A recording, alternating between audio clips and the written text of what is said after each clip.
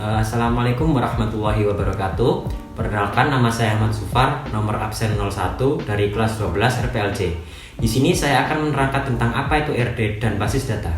Database atau basis data. Basis data terdiri atas dua kata, yaitu basis dan data.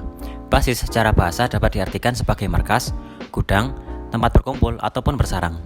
Kemudian data dapat diartikan sebagai representasi fakta dunia nyata yang mewakili suatu objek yang direkam dalam bentuk angka, huruf, simbol, teks, gambar, bunyi, ataupun kombinasinya.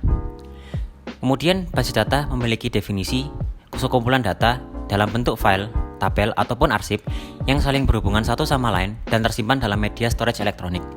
Untuk kemudahan akses dalam pengaturan, pemilahan, pengelompokan, dan pengorganisasian data sesuai tujuan yang diinginkan. Kemudian ada pun kelebihan dari basis data. Yang pertama yaitu kecepatan dan kemudahan ataupun speed. Basis data memiliki kemampuan dalam mengelompokkan, mengurutkan, bahkan perhitungan dengan matematika. Dengan perancangan yang benar, maka penyajian informasi akan dapat dilakukan dengan cepat dan mudah. Yang kedua yaitu pemusatan kontrol data. Karena cukup dengan satu basis data untuk banyak keperluan, pengontrolan terhadap data juga cukup dilakukan di satu tempat saja. Jika ada perubahan data, alamat mahasiswa misalnya, maka tidak perlu kita mengupdate semua data di masing-masing bagian, tetapi cukup hanya satu basis data saja, sehingga kita tidak perlu repot-repot untuk melakukan perubahan pada masing-masing tempat. Yang ketiga yaitu efisiensi ruang penyimpanan atau space. Dengan pemakaian bersama, tidak perlu menyediakan tempat penyimpanan di berbagai tempat, tapi cukup satu saja sehingga ini akan menghemat ruang penyimpanan data yang dimiliki oleh sebuah organisasi ataupun instansi. Yang keempat yaitu accuracy atau keakuratan. Penerapan secara ketat aturan tipe data, domain data, keunikan data, hubungan antar data, dan lain-lain dapat menekan keakuratan dalam pemasukan atau penyimpanan data. Kemudian yang kelima yaitu ketersediaan atau availability. Dengan basis data, kita dapat membackup data, memilah-milah data mana yang masih kita perlukan dan data mana yang perlu kita simpan di tempat lain. Hal ini mengingat pertumbuhan transaksi suatu organisasi dari waktu ke waktu membutuhkan media penyimpanan yang semakin besar seiring berjalannya waktu. Kemudian nomor 6, keamanan atau security. Kebanyakan DBMS dilengkapi dengan fasilitas manajemen pengguna, sehingga pengguna dapat diberikan akses yang berbeda-beda sesuai dengan pengguna dan posisinya ataupun role. Basis data bisa diberikan password untuk membatasi orang yang dapat mengaksesnya, sehingga tidak sembarangan orang dapat mengakses database tersebut.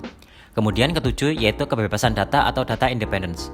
Jika sebuah program setelah selesai dibuat, dan ternyata ada perubahan isi ataupun struktur dari data pada database tersebut, maka dengan basis data, perubahan ini hanya perlu dilakukan pada level DBMS tanpa harus membongkar kembali program aplikasinya.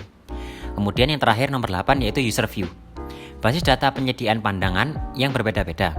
Untuk tiap-tiap pengguna, sebagai contoh, kita memiliki data-data dari perusahaan yang bergerak di bidang retail. Data yang ada berupa data barang, penjualan, pembelian, sehingga ada beberapa jenis pengguna yang memerlukan informasi terkait dengan data perusahaan tersebut. Kemudian, basis data pun memiliki kekurangan. Yang pertama ialah lebih mahal.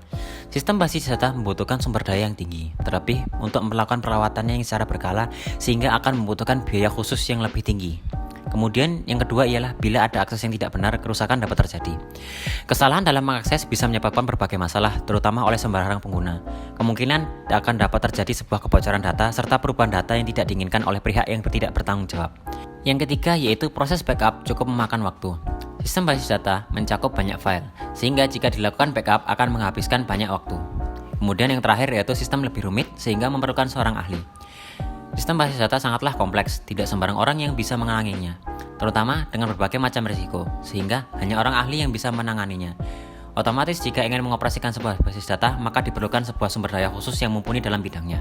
Adapun pembagian beberapa peran dalam manajemen database. Yang pertama ialah sistem engineer. Sistem engineer adalah tenaga ahli yang bertanggung jawab dengan pemasangan sistem basis data dan juga mengadakan peningkatan dan melaporkan kesalahan dari sistem tersebut kepada pihak penjual. Kemudian app programmer adalah pemakai yang berinteraksi dengan basis data melalui Data Manipulation Language atau DML yang disertakan embedded dalam program yang ditulis pada bahasa pemrograman induk seperti C, Pascal, COBOL, dan lain-lain. Kemudian macam-macam aplikasi basis data ialah pertama The Beaver, kemudian MySQL, kemudian Microsoft SQL Server, PostgreSQL, dan terakhir Oracle Database. Kemudian ada pun pengertian dari ERD atau Entity Relationship Diagram.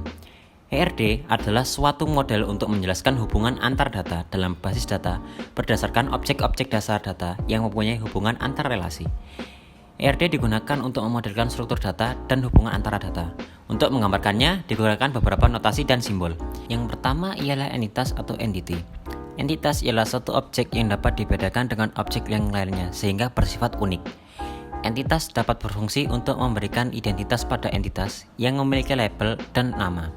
Entitas memiliki bentuk sebuah persegi panjang. Kemudian yang kedua adalah weak entity atau entitas lemah. Entitas yang lemah adalah entitas yang harus ditentukan oleh hubungan kunci asing atau foreign key dengan entitas lain karena tidak dapat diidentifikasikan secara unik dengan atributnya sendiri.